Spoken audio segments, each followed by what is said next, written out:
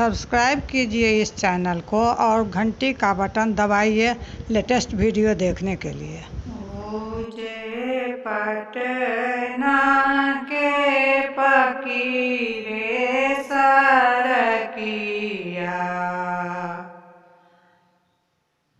ओजे हाजीपुर के हाट ओजे पटना के फकीरे सरकिया ओजे हाजीपुर के हाट ओजे पैरबा में पिन्हब पाए जनिया पटना जयबै हम जरूर ओजे पैरबा में पिन्हब पाए जनिया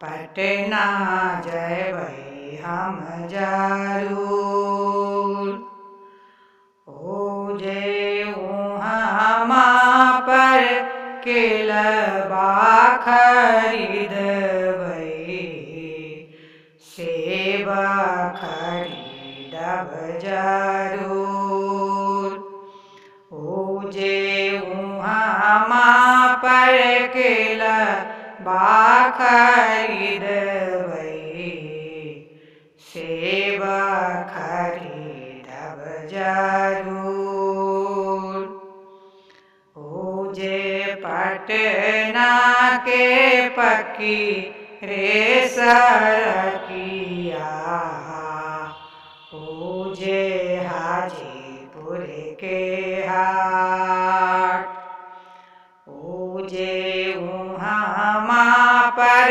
नारियल खरीदबै नेबुआ खरीदब जरूर ओजे उहाँ पर नारियल खरीदबै नेबुआ खरीदब जरूर ओजे पटना के पक्की रे सरकिया ओजे हाजीपुर के हाट ओजे पटना के पक्की रे सरकिया ओजे हाजीपुर के हाट ओजे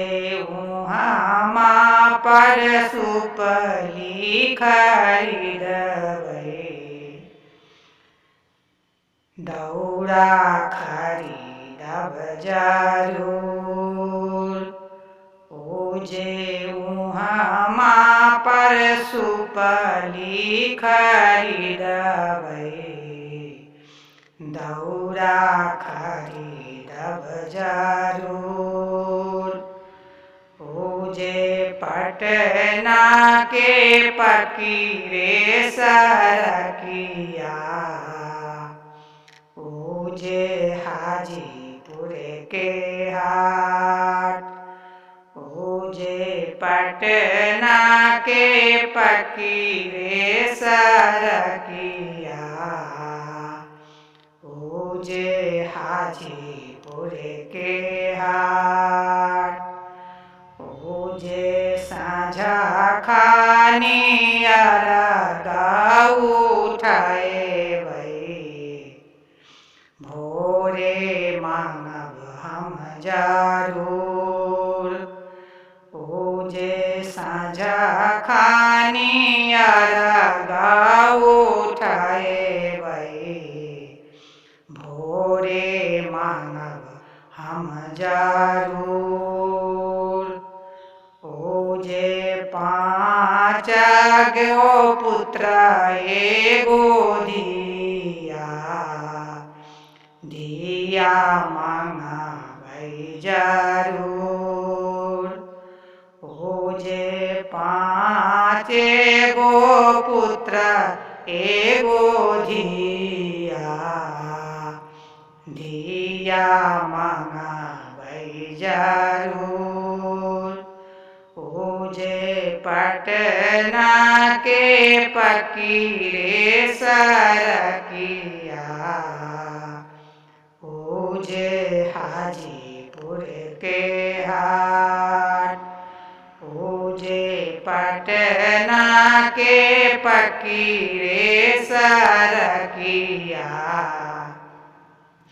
पूजे हाजीपुर के हाट।